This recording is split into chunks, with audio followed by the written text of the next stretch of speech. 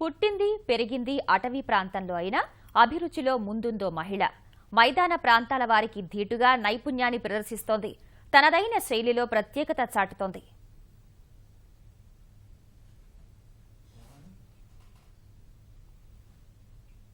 విశాఖ జిల్లా పాడేరులో నివాసముంటున్నారు కుసుమ కుమారి.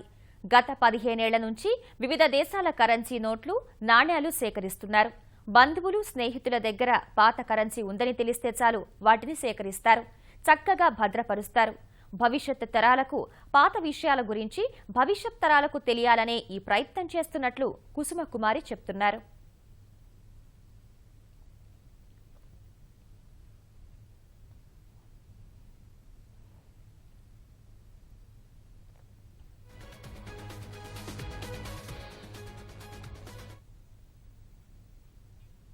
తన ఇంటికి కావాల్సిన అలంకరణ సామాగ్రినంతా తనే స్వయంగా తయారు చేశారు కుసుమ కుమారి. పనికిరాని వస్తువులతో అందమైన ఆకృతులు చేయడంలో ఆమె దిట్ట.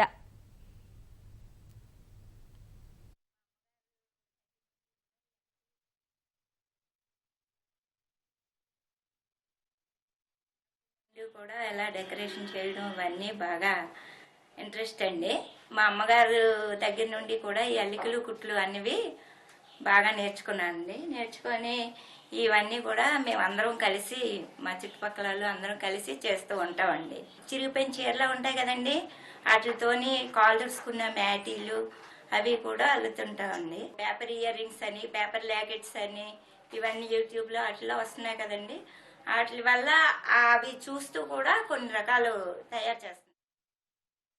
కొత్త రకాల వంటకాలు చేయటంలోనూ కుసుమ కుమారిది అందవేసిన చెయ్యి. పాడేరు పరిధిలో ఇప్పటివరకు ఏర్పాటు చేసిన పలు ముగ్గులు, వంటల పోటీల్లో చాలా బహుమతులు సాధించారు.